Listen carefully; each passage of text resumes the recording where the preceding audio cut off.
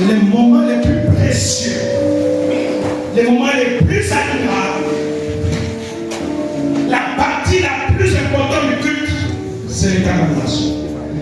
Si vous passez à côté de ces moments,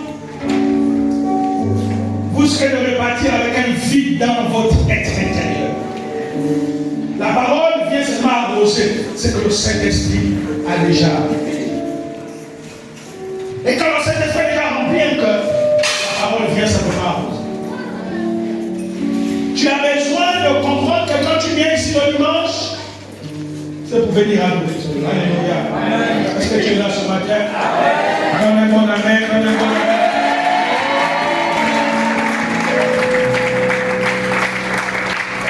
Shalom à tous. Nous sommes très heureux de vous retrouver.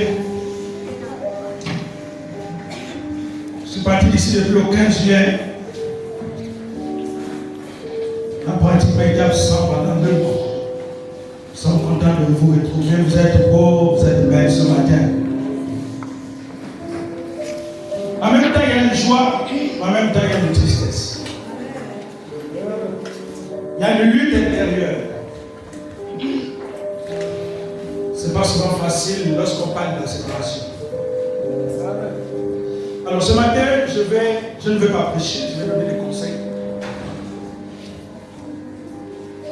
Quand on quitte un endroit, on donne des conseils. Et ensuite, nous allons terminer avec la maison nuptiale. Je donnerai aussi des conseils à nos mariés, qui sont mariés tout récemment.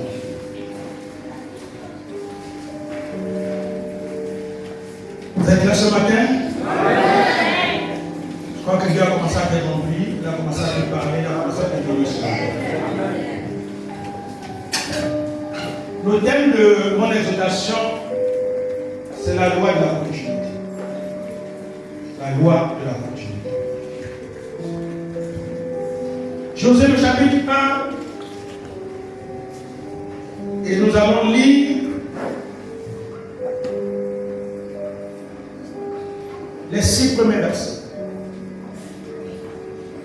Josué le chapitre 1, verset 1 au verset 6, nous allons nous lever.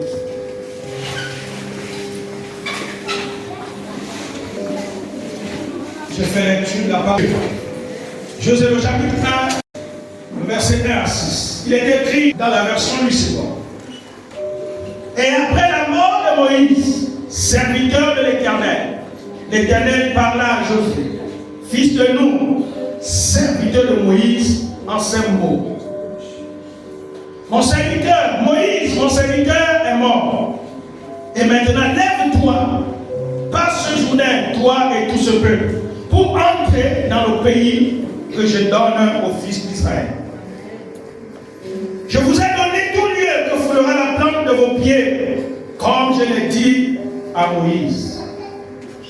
Depuis le désert et le Liban, que voilà, jusqu'au grand feu, le feu de l'Euphrate, tout le pays des Étiens, et jusqu'à la grande mer, vers le soleil couchant.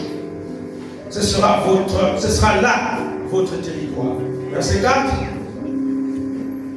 Verset 5, autant pour moi. Nul ne pourra tenir devant toi pendant tous les jours de ta vie.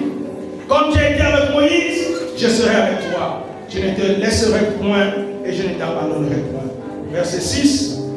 Fortifie-toi et prends courage, car c'est moi qui mettrai ce peuple en possession du pays que j'ai juré à leur père de leur donner. Amen. Amen. Je vais vous asseoir.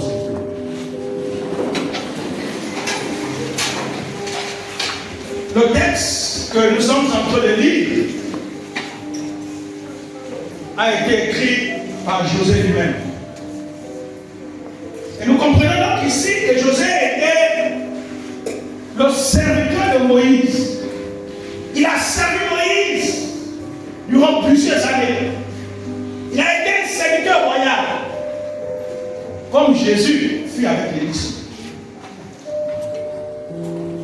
Et là, Dieu va parler à Josué. Va dire, Josué, fils de Nun. Vous savez, quand on précise, quand la Bible précise quelque chose, ça signifie que son père était un homme qui a une personnalité. Et Dieu dit, maintenant, mon serviteur Moïse est mort, lève-toi, et c'est toi qui vas poursuivre le chemin. C'est toi qui donneras, c'est toi qui feras rentrer mon peuple dans la terre que j'ai promise. Ici, il y a d'abord une séparation.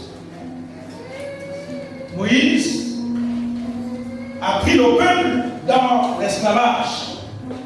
Il a pris ce peuple et il a conduit ce peuple au travers du désert, comme Dieu lui avait ordonné. Il a suivi les orientations de Dieu, il ne s'est pas dérobé, jusqu'à ce qu'ils arrivent à l'entrée de la terre promise. Et Moïse va commettre quelques erreurs et Dieu va lui dire, ta course s'arrête là. Ça n'avait pas été facile pour Moïse. Et maintenant, il dit au fils de Moïse, maintenant c'est toi qui prends le rêve. Tu vois ce pays, tu vois la terre que j'ai promis à Abraham, Isaac et Jacob, c'est cette terre que je vous donne en possession. Sans oublier que cette terre n'était pas une terre inhabitée. Cette terre était déjà occupée. Mais Dieu promet de donner une terre à Israël occupée. Parce qu'Israël devait évidemment chasser les Étiens, les Jébusiens, tout ce peuple-là qui était là, et prendre en possession cette terre. La séparation entre Josué et Moïse et le peuple n'avait pas été facile. Et ce matin, nous comprenons le contexte dans lequel nous sommes. Nous ne sommes pas en train de dire un adieu, nous sommes seulement en train de dire un simple au revoir. Josué et Moïse se sont séparés. Ils ont servi ensemble pendant des années. Et le temps est arrivé de se séparer. Oui, la vie aussi est faite de ça. Il y a des temps de retrouvailles, il y a des temps de joie, mais aussi des temps de séparation. Il y a certaines séparations où Dieu est la cause. Il y a certaines séparations pour des raisons professionnelles. Pour des raisons autres, Dieu peut nous amener dans un autre territoire. Et nous devons comprendre ça. Humainement parlant, la séparation n'a jamais été facile. Je pouvais, si on essaie de se mettre à la place de Josué, comment il a vécu cette séparation qui était difficile? Comment il a vécu, comment le peuple a digéré ça? Certainement, il s'est battu avec Dieu en disant, Dieu, mais que ferais-je? Mais Josué était un homme de guerre. C'était un commandant. La séparation existe et nous devons le savoir. Et elle n'est pas toujours consonnable facilement. Oui, il va arriver que vous allez vous séparer. Et comme nous savons, plusieurs choses peuvent nous séparer. Mais si la séparation existe, c'est qu'il existe aussi la continuité. Dieu est en train de dire à Joseph pour dire, c'est pas la fin. Mamie, c'est pas la fin. C'est pas la fin de l'histoire de ce district d'Anguille. Parce que Dieu est le maître des temps et des circonstances. Je veux que tu saches ça, que tu comprennes ça ce matin. Répète avec moi, Dieu est le maître des temps et des circonstances. Évidemment, là où toi tu vois la mort, là où toi tu vois l'obscurité, mais Dieu voit une opportunité, une occasion. Et j'avais te dire ce matin, c'est pas parce que nous sommes en train de partir que Bambidi va arrêter d'exister. Il ne faut pas penser comme ça. Nous sommes en train de partir parce que le royaume de Dieu doit continuer. Et si dans ce district d'Anguille, le royaume de Dieu doit se poursuivre. Avec qui? Avec toi. Parce que tu es le Dieu de l'Éternel. Alléluia. C'est toi le serviteur de Moïse. Et c'est toi que Dieu pointe du doigt. C'est au conseil que Dieu pointe du doigt. C'est à vous que Dieu pointe du doigt. Pour dire, c'est vous mon relais. Vous allez continuer mon œuvre ici. Et vous n'avez pas forcément besoin de nous. Quand nous étions en vacances, il y avait le culte ici. Nous ne sommes que des serviteurs. nous venons, nous faisons notre part dans le Dieu. Et chacun fait sa part. La continuité existe tant qu'il y a la vie. Souvent, même lorsque nous perdons les parents, c'est cher. On se pose des questions. Mais que ferais-je? Comment ça va se passer? Oh, papa était comme ça, maman était comme ça, c'est elle qui faisait telle chose. Comment, qu'est-ce qui va se passer? Vous voyez? Un moment, c'est comme si on avait mis notre espérance, notre confiance sur une personne. Si José l'avait fait, c'est qu'il est sûr que José ne devait pas faire rentrer Israël dans la terre promise. Je vais vous dire ce matin que c'est avec vous que Bambi dit que ce district va continuer à vivre. Dieu compte énormément sur toi. C'est pourquoi ne te décourage pas. Le verset 6, il dit fortifie-toi, José. Il dit fortifie-toi. Pourquoi Dieu parle de la fortification? Parce que Dieu sait qu'il y aura des difficultés. Parce que Dieu sait qu'il y aura des géants. Parce que Dieu sait qu'il y aura la persécution. Dieu sait que ce ne sera pas facile. Il dit fortifie-toi. Et vous allez voir, toutes les fois que nous traversons des saisons de vallée, Dieu nous rappelle toujours notre alliance. Il est toujours là pour nous réconforter en disant fortifie-toi, fils. Dieu ne se dérobe jamais de son alliance. Ce qu'il a dit, même s'il garde silence pendant des années, Dieu finit toujours par se révéler. Amen. Quand Dieu a promis à Sarah un fils, et Abraham, ça ne s'est pas passé. Abraham a attendu la promesse de Dieu.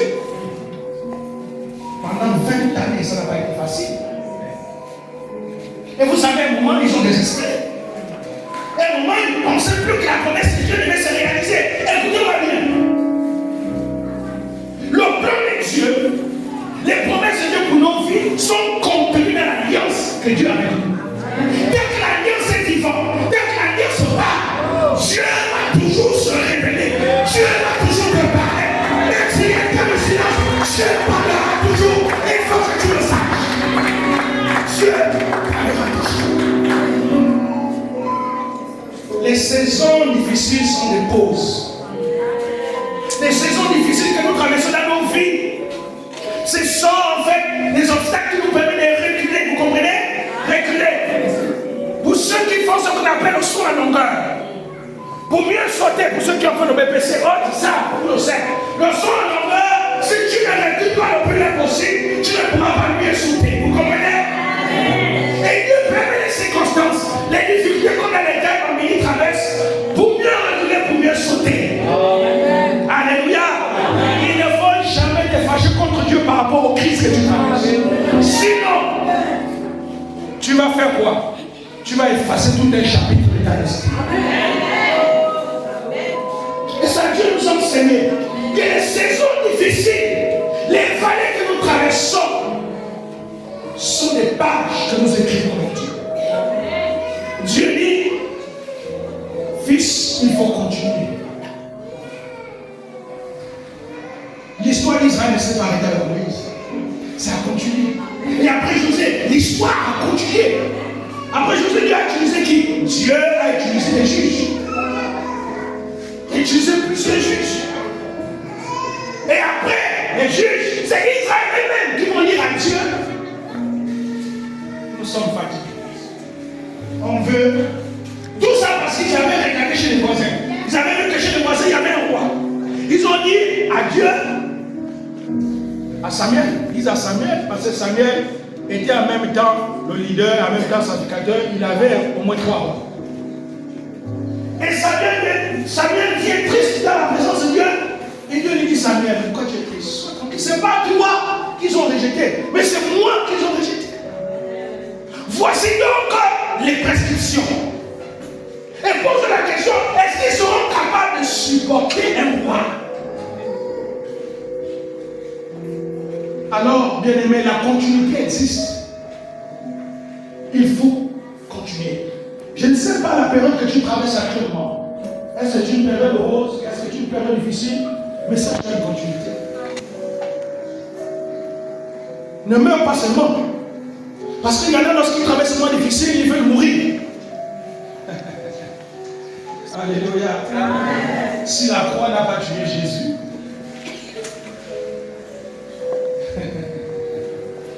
Jésus est mort sur la croix. Mais la croix n'a pas enterré éternellement Jésus. La croix était le moyen de la puissance de Dieu. Alléluia. Amen.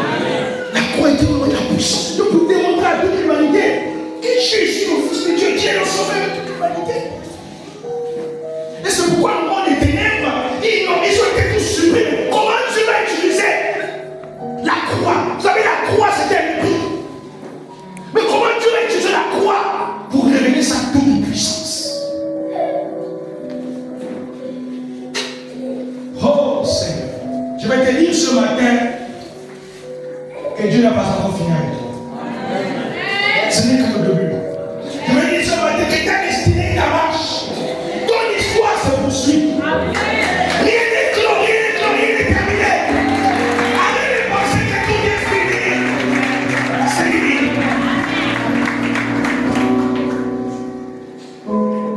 Regardez. Quand vous marchez, il y a vous, il y a l'homme, votre ombre. Mais est-ce que si on piétine votre ombre là, vous aurez mal?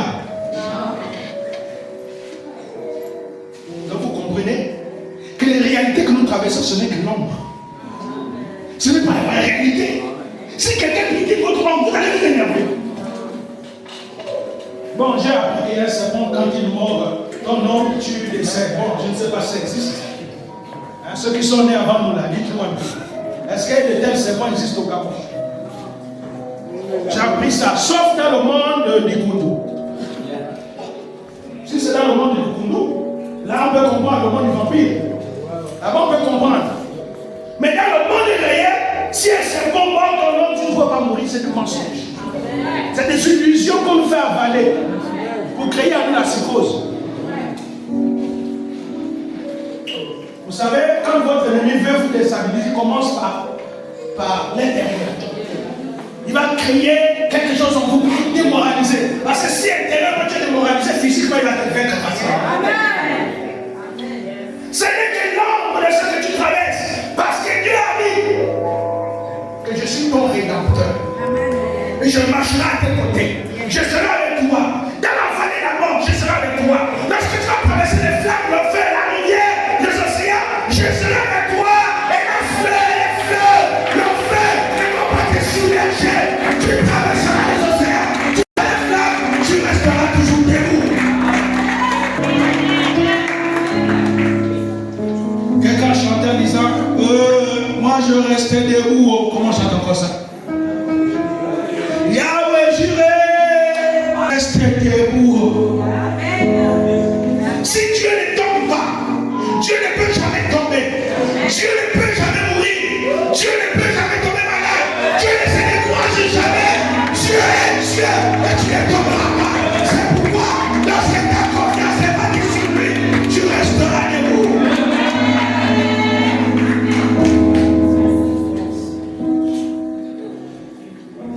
En 2008, j'ai été empoisonné. Empoisonné dans la nourriture. C'est pourquoi elle n'est pas là. Elle m'a interdit de manger dehors. J'ai été empoisonné en 2008. À 1h du matin, Dieu va me faire rendre le poison. Je vais rendre le poison. Alors que ceux qui m'avaient empoisonné à cette fête de mariage pensaient que j'allais me décéder dans la nuit. Parce que souvent le poison tue les gens dans la nuit, dans le sommeil. La plupart des morts de poison, c'est dans la nuit, dans le sommeil. Dors et puis c'est fini. Et après le corps s'enfuit. Et donc ceux qui m'avaient empoisonné pensaient que je devais mourir. À 1h, Dieu m'a fait rendre le poison. J'ai rendu le poison. Et à 6h, j'étais debout. Alléluia. À 6h, j'étais debout. Frère, si le poison ne peut pas te tuer, ce n'est pas les petits fusils nocturnes. Ce n'est pas les petits sorciers qui pourront te tuer. Tu peux même doubler la dose, tripler la dose du poison. Je vais t'en prier. Il faut savoir marche en qui tu as mis ta confiance. Oui, il y avait chez moi, je resterai debout. Même si mes ennemis veulent me voir enterré, même si mes ennemis veulent me voir disparaître, mais moi, je vais rester debout. Je sais, ce n'est pas toi, je vais triompher. Je sais que je vais avancer. Je sais que je veux voir les enfants de mes enfants. Je sais que je veux voir ma postérité. Je veux voir les fruits de mon travail. Je veux voir ce que tu as dit. Je veux voir, je veux voir. Quel que soit le temps que cela peut prendre, je veux voir. Dans les promesses de Dieu, il y a toujours une période d'attente. Retenez ça. Dans les promesses de Dieu, il y a toujours une période d'attente. Et si tu ne sais pas attendre, tu vas te décourager. Tu vas dire, oh Dieu m'a oublié. Oh Dieu est parti en vacances. Qui t'a dit que Dieu va en vacances? Qui t'a dit que Dieu oublie? Dieu n'oublie jamais. Dieu n'oublie jamais. Alléluia. Continue avec Dieu. Il faut seulement que tu réalises dans quelle saison tu es avec Dieu en ce moment. Dans quelle saison tu es? Saison difficile, saison d'attente, saison de confirmation, saison professionnelle, saison d'investissement. Tu es dans quel type de saison? Il faut que tu saches la saison dans laquelle tu es pour mieux rebondir, pour mieux te raffirmer. Israël s'est senti réconforté. Et ils pensaient que comme Moïse qui les a sortis de la sorcellerie de l'Égypte, pensait que c'était fini. Comme Moïse est mort là, c'est fini. Le voyage s'arrête là. Non, ton voyage ne va pas s'arrêter. Alléluia. Avez-vous déjà entendu? Quand il y a un crash d'avion, c'est souvent difficile que les gens vivent. Mais je vais te dire une chose, même si tu fais crash d'avion, tu seras le seul survivant. Tu seras le seul survivant. C'est rare que les gens se disent quand il y a un crash d'avion, mais tu seras le seul survivant. Alors qu'Israël pensait que Moïse, c'était fini pour eux. Moïse, tu nous as enlevé l'Égypte et tu es venu nous abandonner dans le désert. Nous sommes perdus, nous sommes finis. Ça, c'est souvent les circonstances qui nous font parler comme ça. Seigneur, je suis fini. Je suis fini, oh Dieu, je suis fini. Mais Dieu rit. Dieu dit, oh mon fils, tu n'es pas fini. Amen. Tu n'es pas fini. Alléluia. Laisse-moi te dire que même si on te met le pot de banane sur ta voie, pour que tu glisses et que tu te fracasses la nuque, mais laisse-moi te dire, tu vas marcher, tu vas glisser, mais tu vas retomber sado, toi, sado, et tu retombes sur tes pieds. Tu ne tomberas pas, car tu ne tomberas pas sur ça. Ta nuque ne touchera pas le gravier. Est-ce que tu crois à ce que Dieu dit? Amen. Amen. La Bible marche pour ceux qui croient. Amen. Si tu ne crois pas, rien ne marchera. Continuez la marche. Nous sommes en train de vous quitter, tant de continuer la marche. En journée, continuez la marche. Au district, continuez la marche. En Ekawalanji, continuez la marche. Continuez la marche. Dieu est avec vous. Même si pour cette année vous serez privé de pasteur, je ne sais pas combien de temps ça va durer. Peut-être une année, peut-être 2 ans. Peut-être même au milieu de cette année, soudainement tu vas renverser les choses. Et puis l'année prochaine, vous aurez un pasteur. Dieu est le temps et le maître du temps et ici. Dieu sait ce qu'il fait.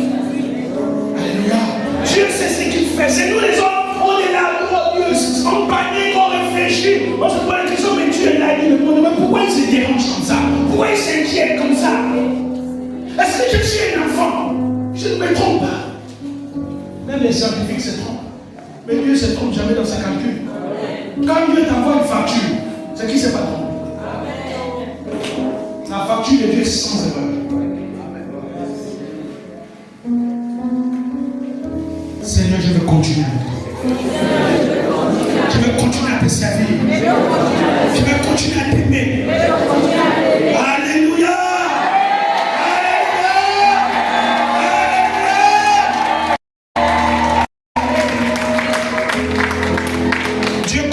toi.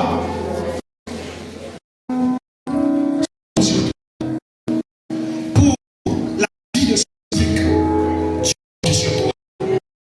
Pour la vie du département, pour l'évangélisation, pour la louange, et pour tous les Dieu compte sur toi.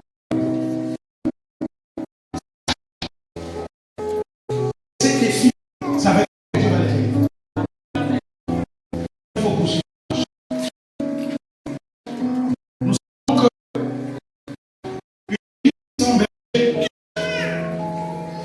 une église, parce que Dieu a fait les choses ainsi.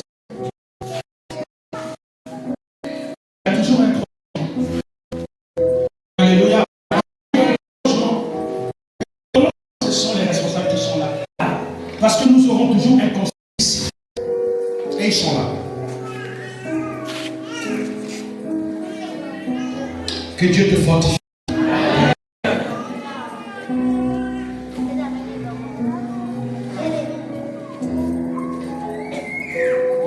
Il y a quelques mois en arrière, nous avons eu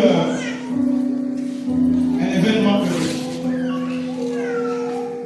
Un événement heureux dans notre localité.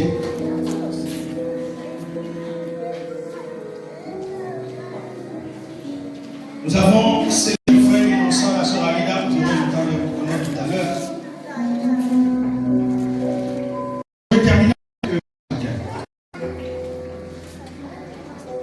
Genèse au chapitre 2, le verset 24 que nous connaissons tous.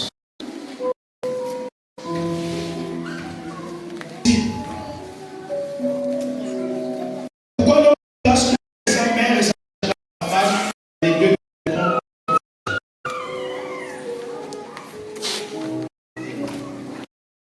Dieu nous fait comprendre qu'il est l'unité du mariage. Il est le fondeur. Donc le mariage n'est pas une invention qui est une dimension sacrée. C'est pourquoi le mariage est les enfants des immatures. Quand les enfants sont à je veux des immatures. Parce que le mot mariage, la première mariage, là, signifie maturité. Maturité.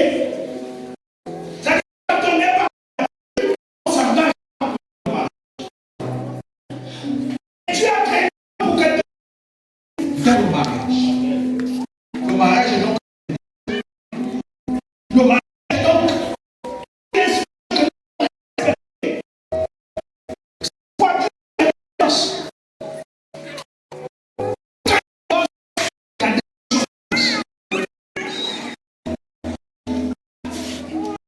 l'église aussi que les personnes du péché se marient. Le mariage est très important. Il y a ton voisin, le mariage est très important.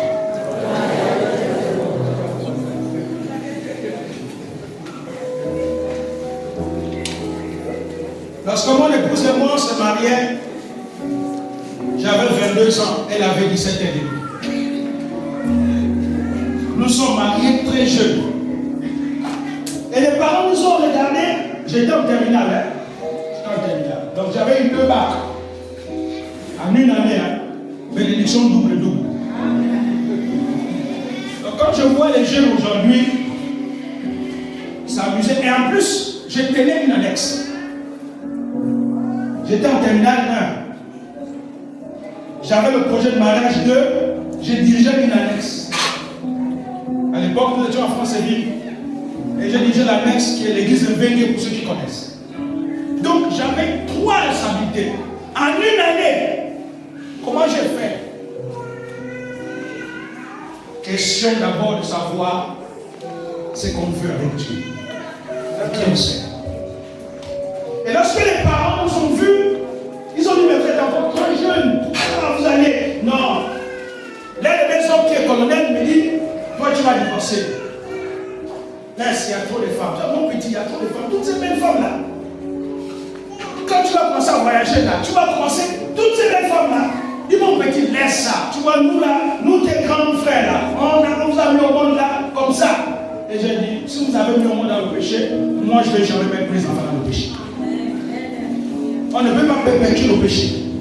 Il faut arrêter le péché est une hémorragie qu'il faut arrêter dans une famille.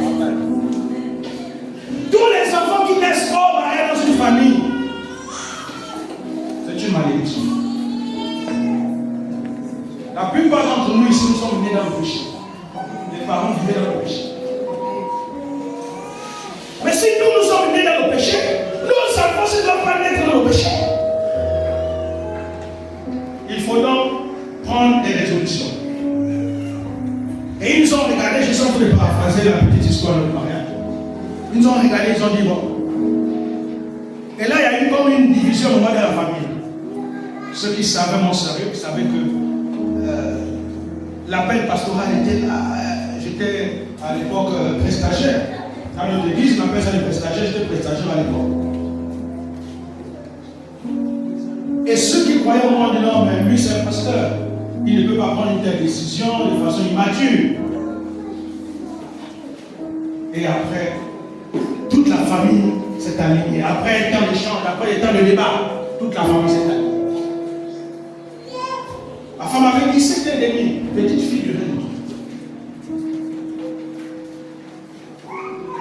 Et nous avons pris nos engagements devant Dieu et devant les hommes. Je compte jour pour jour. Ça fait 13 ans aujourd'hui. 13 ans aujourd'hui que nous sommes mariés. 13 ans, c'est pas 13 jours. C'est pas 13 jours. 2 enfants qui sont mariés, mais qui ont 13 ans de mariage. Notre secret, c'est quoi? C'est Dieu. C'est la crainte de Dieu. Alléluia. Alors, c'est aussi important de s'inspirer des histoires des autres. Et depuis que nous sommes mariés, ça fait 13 ans. Ma belle-mère m'a posé la question, dit maintenant, dis-moi, vous deux là, vous ne vous discutez jamais. Vous n'avez jamais les paroles. Jamais mon téléphone a sonné un jour, tu te plains de ma fille en disant, elle est comme ça, je suis fatigué, viens avoir la bande, machin. Jamais, ça fait 13 ans. Je n'ai jamais appelé ni ma belle-mère, ni mon beau-père, ni sa soeur, ni sa grande soeur pour se plaindre. Le couple pastoral qui nous avons encadré le mariage nous avait donné un conseil. Le mariage, c'est une question de maturité des amis. Quand vous mariez, ce n'est pas les autres qui vont venir résoudre vos problèmes. Ce n'est pas les parents, ce n'est pas les familles qui vont résoudre vos problèmes. Je ne suis pas en train de dire que ma femme et moi, ça a été parfait. Il y a eu des moments où il y a eu des échanges. Bon, pas la bagarre, on ne s'est jamais battu. Voilà. Il y a eu des échanges. Il y a eu un moment où chacun était fâché. Il y a eu des moments où il y a eu des frustrations. Mais on ne s'est jamais tourné vers les parents. Notre lieu, c'est notre chambre. Quand nous avons une incompréhension, on se donne le rendez-vous. Le rendez-vous à 1h du matin. On résout notre problème dans la chambre. C'est le signe de la maturité. Et ce matin, nous avons l'honneur de célébrer ce moment avec Innocent et Lina qui se sont mariés. Le mariage n'est pas seulement rose, mais il y a aussi des temps de turbulence. Alors je vais simplement rappeler. Est-ce qu'ils sont? Ils nous écoutent? Je vais seulement les rappeler quelques principes importants dans le mariage. Quelques principes importants. Le premier principe, et cela ça concerne tout le monde, le premier principe, c'est qu'un couple doit baser son fondement dans la parole de Dieu. Aucun mariage ne peut subsister s'il n'est pas basé dans la parole de Dieu. La parole de Dieu veut dire la crainte de Dieu. Si on ne craint pas Dieu dans le couple, ce qui est sûr, c'est que vous allez finir par vous séparer. Et nous déplorons aujourd'hui les divorces dans l'église. C'est triste. Un chrétien n'a pas le droit de divorcer. Un chrétien ne divorce pas. Et nous voyons aujourd'hui les chrétiens qui veulent divorcer, qui divorcent et qui se remarient. Vous avez même des pasteurs qui divorcent et qui se remarient. Laissez-moi vous dire une chose. Si vous vous mariez et que vous divorcez, votre vie ne sera plus jamais la même. Votre vie ne sera plus jamais la même. Même quand vous allez venir prêcher sur le mariage, vous divorcez, vous vous remariez, vous venez prêcher sur le mariage, ça n'aura plus la même connotation que l'épouse. Parce que c'est un principe que Dieu a établi. C'est pourquoi Dieu dit avant de te marier, pose d'abord les bases. La femme que tu veux épouser là, quand tu l'épouses, tu dois l'épouser et avec ses forces et avec ses faiblesses. Il y en a qui pensent que la femme parfaite existe. Innocent, la femme parfaite n'existe pas. On épouse une femme avec ses forces, mais aussi avec ses faiblesses. Et c'est vice versa. Maman Lila, le mari parfait n'existe pas sur cette terre. Tu épouses Innocent avec ses forces et ses faiblesses. Il faut l'aimer tel qu'il est, il faut le supporter. Souvent on entend, oh, tu m'avais caché ce côté-là. Si je savais que tu étais comme ça, je ne vais jamais me marier avec toi. Beaucoup de couples le disent. Oh, je regrette. Quand vous sortez une telle parole, Satan écoutez. Satan n'attend que ça. Il n'attend que ça. Parce qu'il vous cherche, il ne trouve pas. Et dès que vous sortez une parole qui lui donne l'occasion, il frappe. Et quand il frappe, vous allez poser des questions. Mais qu'est-ce qui se passe? Qu'est-ce qui arrive? Pourquoi tant de malheur? Qu'est-ce qui se passe? Tu as oublié la voix que tu as sortie. Tu regrettes. Mais pourtant, quand on est dans la Bible, il y a des familles qui disent, quand ils remettent la famille, ils disent, notre fille n'est pas parfaite quand tu viens la prendre là. Sache qu'il faut bien la garder. Et ce sont les conseils sages qu'on donne. Les frères aujourd'hui veulent les femmes parfaites, elles n'existent pas. Et je ne veux pas tout ce que les femmes mettent sur la tête là. Les make-up.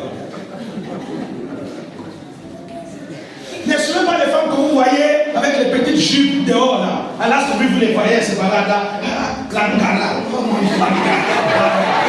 Si tu prends Langala, si tu veux la connaître qui est, prends la merde dans les gens. Tu vas dire, oh, Langala comme ça, mon Dieu.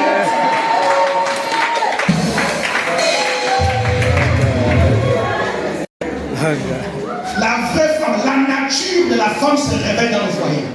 C'est pas quand vous les voyez des mots importants là, entrer avec des noms de mèches brésiliennes, avec c'est pas ça. Ça ce n'est que l'artificiel. La vraie femme, c'est dans la maison. 1 mois, 2 mois, 3 mois, 4 mois, 5 mois, 6 mois, tu vas commencer à te découvrir.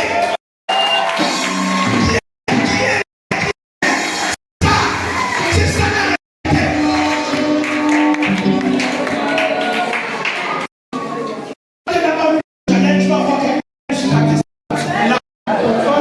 je n'avais pas vu ça.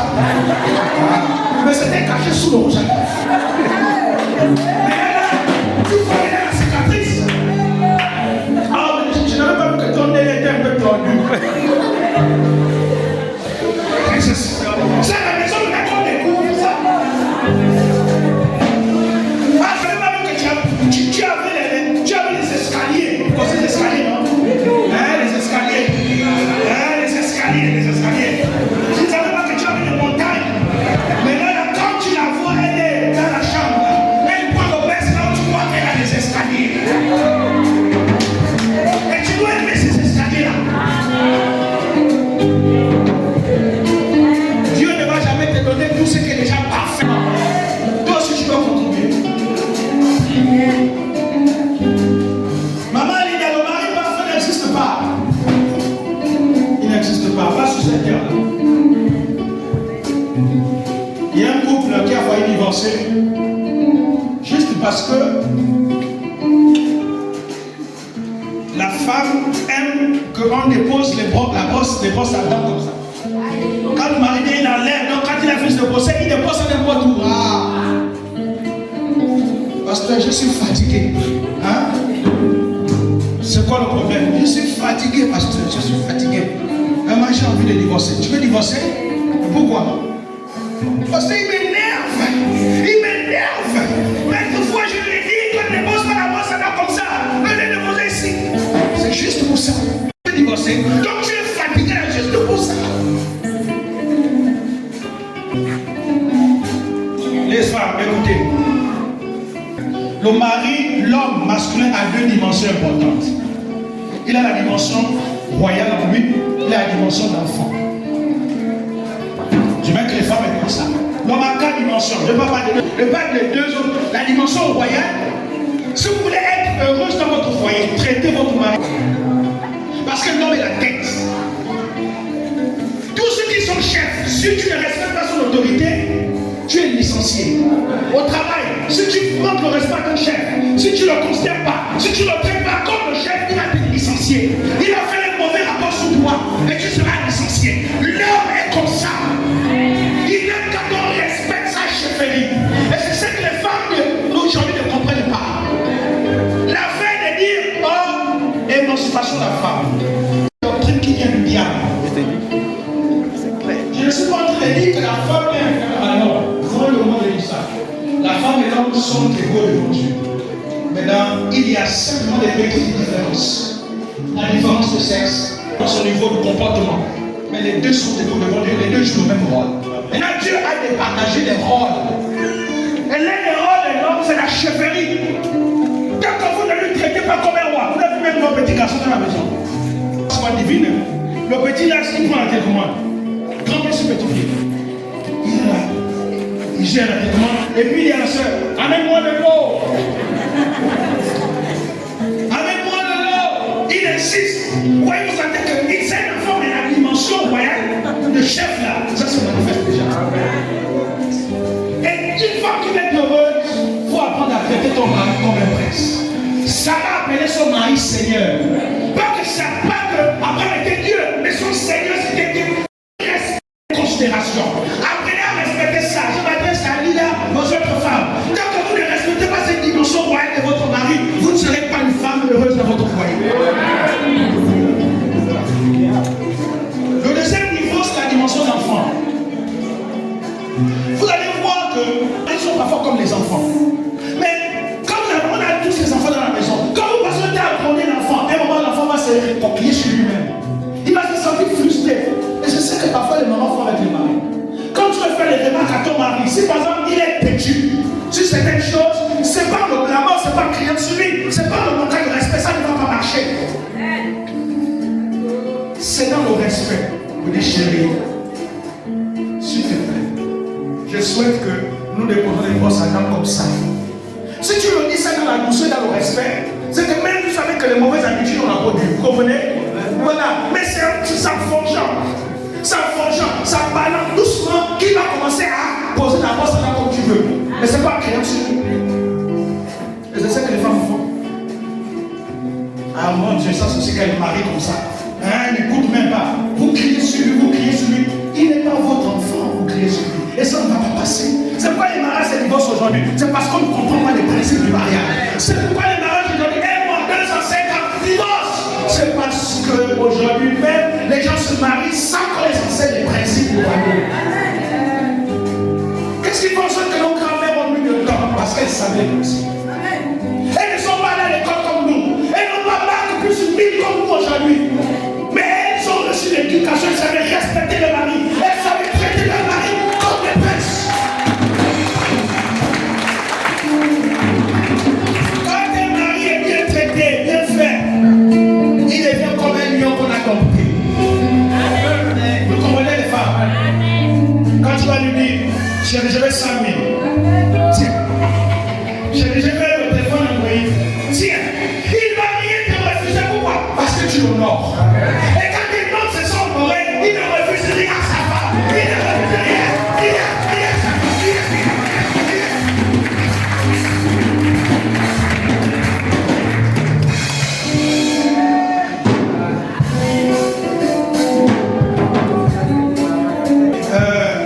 L'affaire là, il y a des femmes qui donnent seulement une fois en une semaine. C'est pourquoi votre mari est toujours nerveux. Ne vous étonnez pas qu'il vous tape souvent. L'homme masculin est rempli d'énergie, il a beaucoup des hormones en lui. Et ça, c'est vaincu par l'acte là. C'est son carburant. Une voiture sans carburant ne peut pas fonctionner. Oh, il y a des familles, une semaine et tout. Parce que j'ai décidé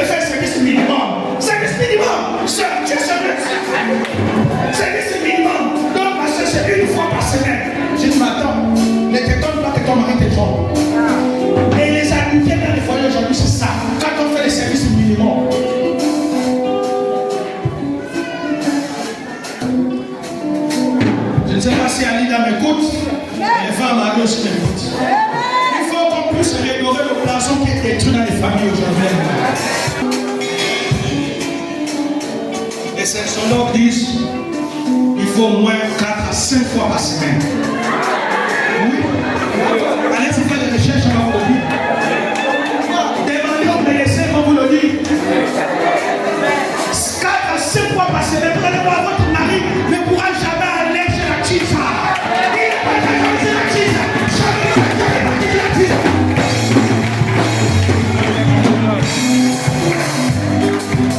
Alors c'est vrai. Alors la chicha, vous voulez mon mari, mais c'est toi-même qui fais parce que la chicha connaît le secret. Quand il va, elle donne. Mais c'est toi. Elle le gère, elle le manage. C'est pas quand les prix arrivent là, c'est sur la chicha qui va. Parce qu'elle a compris le secret, elle a compris le principe. Continue à faire service minimum. La chicha va t'arracher le mari. Et si la chicha t'arrache le mari, n'hésitez pas me voir, n'hésitez pas me voir.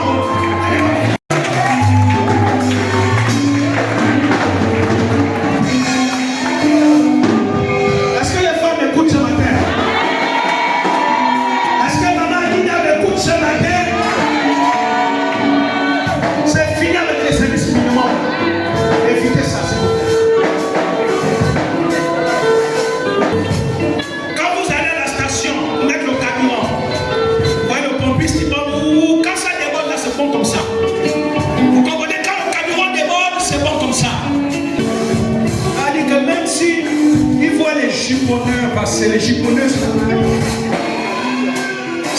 Il n'aura plus le temps pour ça. Parce qu'il sait qu'à la maison, il est dans le confort.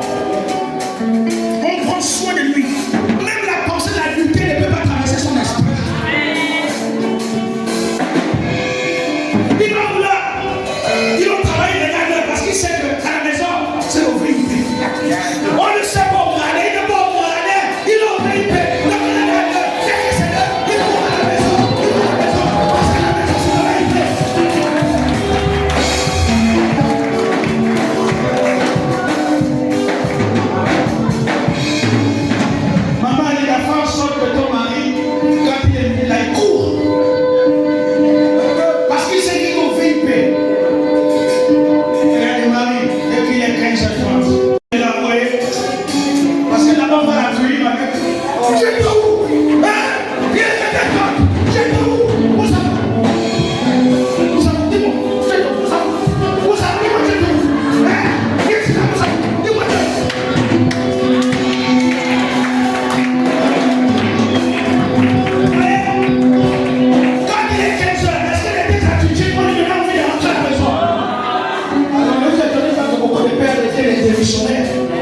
Il a peur de rentrer chez lui.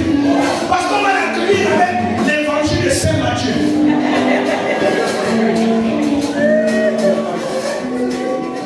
Deuxième principe.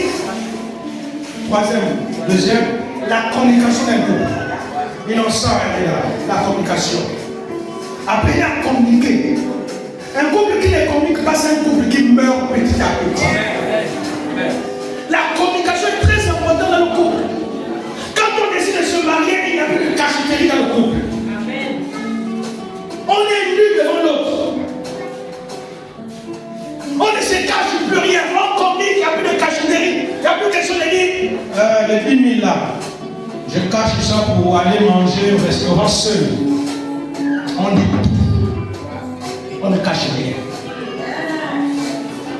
C'est pourquoi si vous n'êtes pas prêt à partager votre vie avec votre mari, ne vous mariez pas. Parce qu'il y a des gens qui aiment le singulier, qui n'aiment pas le pluriel. Il y a des gens qui sont égoïstes eux-mêmes. Tout c'est pour eux-mêmes. Ils ne partagent jamais. Si vous êtes égoïste, ne vous mariez pas. Ça ne va pas marcher. La communication, très important. La communication. Et dans la communication, il y a la vérité. Il y a un philosophe qui a dit que la vérité est la seule base sur laquelle se vit. Dans la communication, il y a la vérité. On ne peut plus se cacher. On ne peut plus cacher les choses. Apprenez à communiquer. À Alida, ils ont appris à communiquer. Quatrième principe, c'est la gestion financière. Voici l'un des problèmes aussi qui amène les couples aujourd'hui à se déchirer. La gestion financière. Surtout lorsque les deux travaillent. Je vais d'abord mettre les choses à leur place. Le mari, c'est lui le chef de famille, c'est lui qui pourvoit aux besoins de toute la famille. Si tu as la grâce que ta femme travaille, ça c'est un bonus pour ton foyer. Mais il ne faut pas baser tout sur le salaire de ta femme, non. Est-ce que vous m'entendez? Parce qu'il y en a, il y a des hommes qui... écoute, le mois là, c'est toi qui payes le d'AIC. Ça, c'est une irresponsabilité. Même si ton salaire, c'est le plus bas, tu dois faire toutes les tâches. Nous avons un jeune couple à Manda. La femme est ingénieure, le mari est exercice supérieur. Donc la femme gagne plus que le mari. Mais c'est le mari qui fait toutes les tâches avec. Et le salaire de la femme qui est plus, ça leur permet de faire les choses. Vous comprenez? C'est un bonus pour eux. Mais pourtant, il pourrait dire, bon, ma femme, plus que ton salaire est plus grand que le mien, on va faire avec. Non, lui, c'est. Et après, dans son salaire, il donne encore dans les poches de la femme. C'est comme ça que Dieu a fait les choses. Mais le monde a renversé l'ordre de Dieu. Le chant que Magie Système a chanté, l'an 2000 arrive, les femmes aujourd'hui, si je paye au courant, tu vas payer les lots. Ça, c'est mondain et c'est même mondain. Si je paye au courant, tu vas payer les lots. Dans le principe du mariage, non. Ce n'est pas la concurrence, ce n'est pas la compétition. La gestion financière est très importante. Il faut que ça soit clair. On ne se cache pas les moyens dans le foyer. Il faut tout partager. Si tu as le compte en banque, tu dois être clair. Il n'y a pas de dire, bon, ça je cache ça pour mes parents, ou je suis allé construire la maison de ma mère sans que la femme ne soit au courant. Ça, ce n'est pas bon. Il y a des couples comme ça. Chacun fait ses choses en cachette. Chacun fait ses choses en cachette. Mais on n'est pas un couple. Ça, c'est pas un couple. Le couple fait tout ensemble. Si vous avez décidé que l'année là, vous construisez la maison de la belle-mère, ta belle-mère, vous allez et vous faites l'année là, c'est chez la femme, l'autre année, c'est chez l'homme. C'est comme ça. C'est pas seulement, le mari veut seulement que c'est sa mère, que sa mère. Vous vous souvenez de ce témoignage, non? Le mari va poser un jour la question à sa femme, bon chérie, j'ai envie de faire un grand cadeau à une personne spéciale. Personne spéciale. Qu'est-ce qu'on peut offrir? La femme dit, oh, écoute, en tout cas, on va chercher même ce qu'on peut trouver. Ils sont allés chercher, c'est pas quel genre de cadeau là, un cadeau qui m'aide. C'est quoi? La mammouth. La maman. La maman, la mère. On va faire, voilà, on va faire un cadeau à la maman. Il n'a pas signifié, il s'agit de quelle maman. Et la femme a méprisé. Les voici allés prendre la voiture, ils sont en train de partir au village. Où la femme constate que c'est chez elle qu'on est en train de partir. Et la femme dit, attends, je n'ai pas où là. Il dit, mais le cadeau que j'ai pour moi c'est pour ta mère. Elle dit, oh non, non, un faux cadeau comme ça qui peut donner à ma mère. Ah non, c'est ce que je vais donner à ma mère. Vous voyez, les choses comme ça dans le couple, attention. Communiquer, gérer bien. L'autre principe, et je vais finir, c'est l'amour. Il faut s'aimer. Parce que l'amour dure toute la vie. Le visage que tu vois aujourd'hui qui brille là, demain ça va venir. Ça va faner. Est-ce que tu vas continuer toujours à aimer ce visage-là? Attention. Si jeunesse pouvait savoir que jeunesse va venir un jour,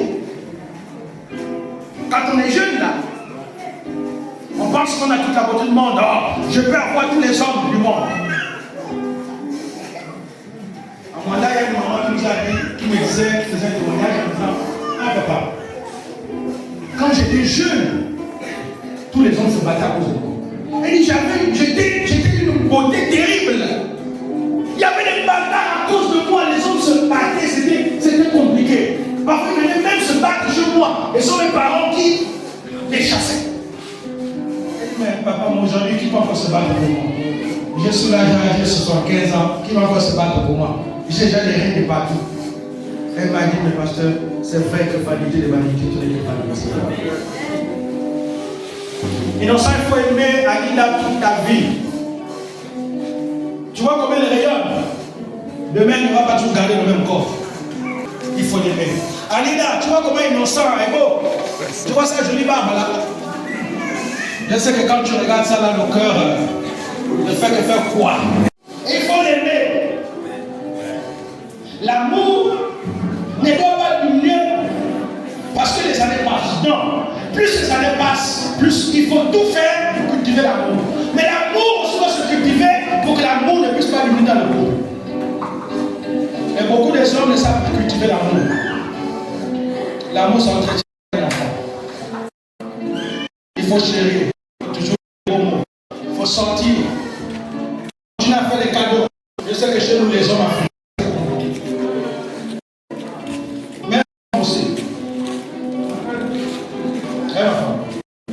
et vice versa, les cadeaux là, on ne fait presque jamais. On est parti en voyage, on revient que 5 de temps. Un voyage comme à Makoko, et puis tu reviens 5 de temps. À Makoko, il y a les marchés. À Makoko, il y a les breaks à porter. À Makoko, il y a les chaussures. Mais quand même, ramène quand même une paire de chaussures. C'est ça là qui fait fleurir l'amour. Et vous savez que les femmes aiment des choses comme ça. Alors on peut au restaurant. Combien d'entre nous on n'a plus jamais dormi à l'hôtel? Le seul jour c'est quand on se marie.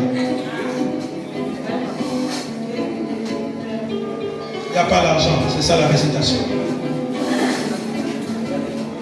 Mais l'argent va venir quand on sera dans le cercueil. Vous savez, la vie est courte. Hein? Faites-vous plaisir quand vous avez un peu d'argent. Vous comprenez? Allez parfois dans les grands hôtels, allez manger du caviar. On mange du caviar tous les jours. Prends ta famille, tu as eu un peu d'argent, prends ta famille, allez-y manger du caviar. Même si le plat coûte 15 000, achète. La vie est courte. Dans la tombe, on ne mange pas du caviar. C'est les asticots qui nous mangent là.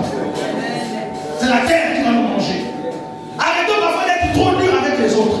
On est dur avec sa femme, on est dur avec ses... Non. Parfois, comment on appelle ça? Les humains de la femme. Il y a aussi des jours où il faut céder à ça. C'est ta femme, c'est comment ça arrive. Ah, chérie, allons au restaurant. Et puis tu regardes, il y a que 10 000 francs qui est resté.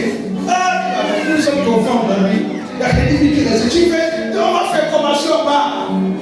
Frère, parfois, il faut avoir de l'as. Prendre 10 000 francs.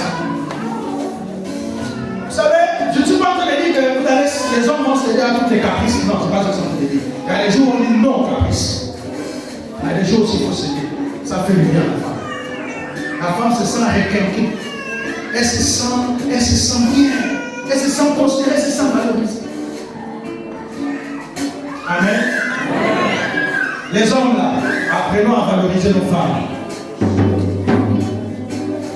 Voici quelques principes, il y en a au coin. Innocent, voici quelques principes que je tenais à vous donner ce matin. Vous dire que désormais tu es libre. Frère, comme on dit dans le langage des jeunes, là tu n'es plus un clandomane. Tu es un taxi officiel. Tu ne vas plus prendre